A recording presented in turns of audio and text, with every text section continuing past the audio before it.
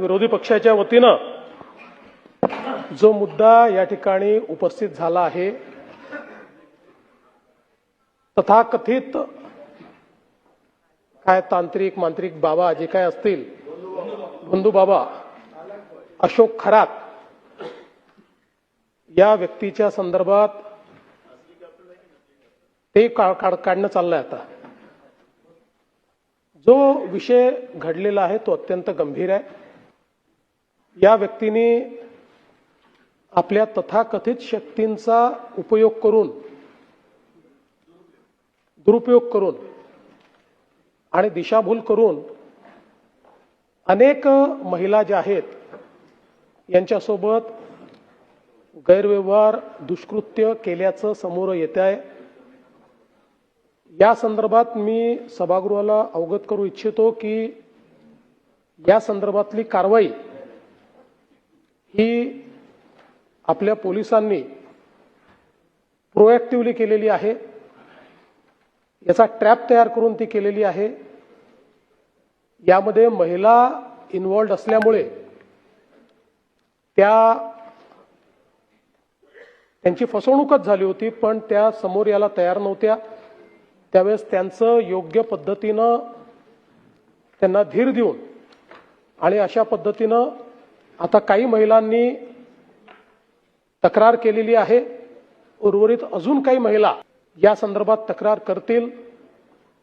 मी केवळ आपल्याला एवढंच सांगतो की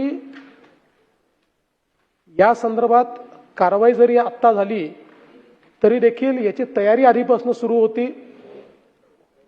त्यांच्या अटकेच्या अगोदरच म्हणजे साधारणपणे 10 तारखेला 10/3 दुसऱ्या जिल्ह्यातनं आपण एका कंप्लेंटचा उपयोग करून त्यांचा LOC देखील काढून ठेवला होता की त्यांना बाहेर पळता येऊ नये.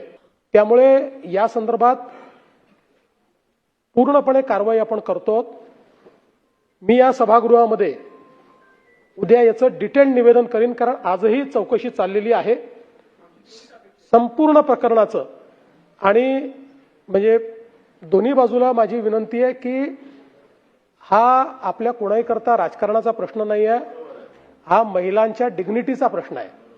अशा प्रकारे महिलांचा दुरुपयोग करणं आणि त्यांना काहीतरी वेगळ्या पद्धतीचं भासवून, वेगळ्या शक्ती आहेत असं सांगून आणि जणू काही त्या जे काही समर्पण करतायत ते करणं हेच त्यांचं इति कर्तव्य आहे, अशा पद्धतीचं त्यांचं ब्रेन वॉशिंग करणं, अशा अनेक गोष्टी याच्यामध्ये करण्यात आलेल्या आहेत.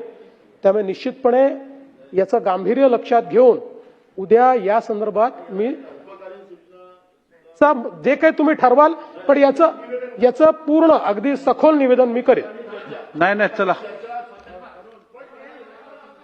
नाही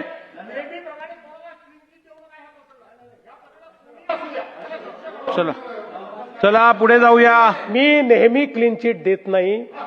जो क्लीन असतो त्यालाच क्लीन चिट मिळते.